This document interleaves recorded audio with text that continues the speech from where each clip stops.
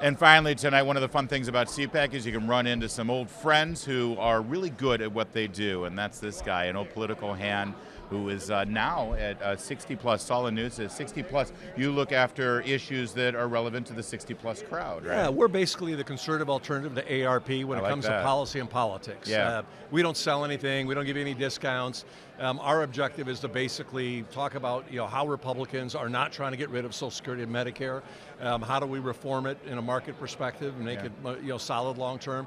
And so we work with the Republicans in the House and the Senate. We work with governors around the country and talk about the issues that are important to seniors. And you know what I have found, at least as a radio show host and television host here at Salem News Channel, one of the things that's really important to 60 plus and grandparents is the education of their grandchildren. Absolutely. This is a huge issue for them because they see what's going on in the public schools. Yeah, look, I mean, we're a cradle to grave organization. I mean, it's our children, our grandchildren, our great-grandchildren in many cases, and education is clearly the equalizer in this society.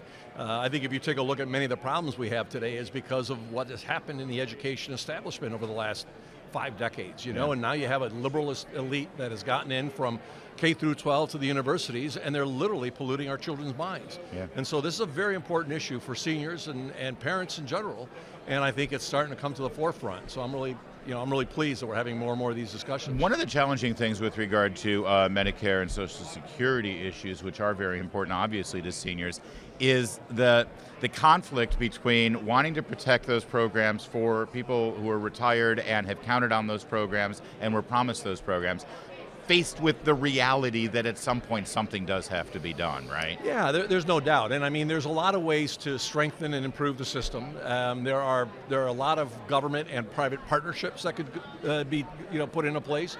I think the principle is that anybody who's 50 years old or older has already paid into the system and should be guaranteed their Social Security and Medicare. So people like women who are past their prime in Don Lemon's way, is that what you're talking about? Okay, I just want to make sure. They are guaranteed and they're still in. The rest of us, everybody else, you have to start looking at what are the different options. Yeah. But I think like the Democrats try to scare everybody, say, oh, look, the Republicans are going to privatize the system. It's not a function of privatizing the system, but there are private solutions that could make sense. Yeah. So if you did have a public-private partnership where the government guaranteed a certain rate of return, where they guaranteed a market crash, et cetera, it would be a lot cheaper than trying to have the government fund the entire program without letting us, as an example, invest in the stock market, go out and competitively bid on our insurance issues. Sure. So there's a lot of different ways to do this, but Republicans are not for getting rid of Social Security, they're not for getting rid of Medicare, nor are they for privatizing it. Yeah. There's got to be a better way to do this. And by the way, you mentioned you're the conservative alternative to AARP. They've never met a left-wing Marxist program they didn't embrace. And not only that is, look, 95% of the funding comes from United Healthcare.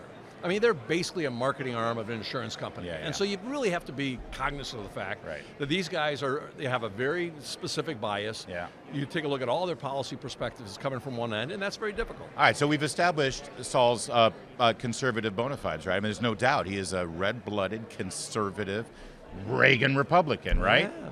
Youngest delegate at the 1980 Republican Convention. So why are you trying to mess with the Electoral College? One of the things that's always, it's the Electoral College, National Popular Vote, Interstate Compact. Interstate Compact, which basically, well, you a thumbnail. In a thumbnail is this: I want every state to be a battleground state every year. The problem we have in this country today is 4 out of 5 Americans live in a decidedly Republican or decidedly Democratic state, and therefore they're completely ignored during presidential elections. Nobody campaigns in California because it's already in the bag. Exactly. Nobody campaigns in, Idaho. let's say, and no one's in the bag, right? And so what happens is we pervert public policy as well as politics.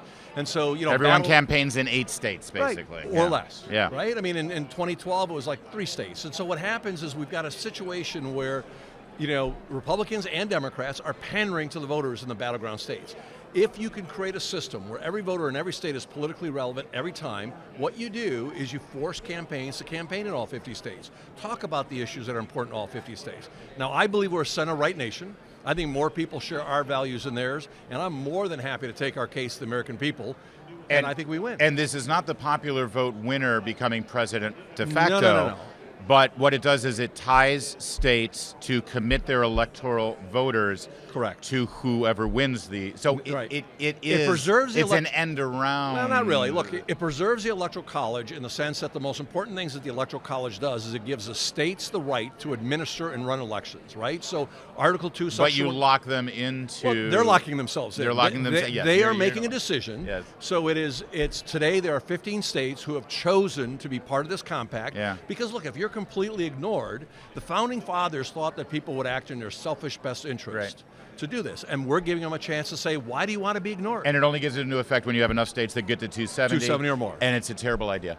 Thanks for It's joining a great us. idea, great idea. More to come on the next episode of O'Connor Tonight.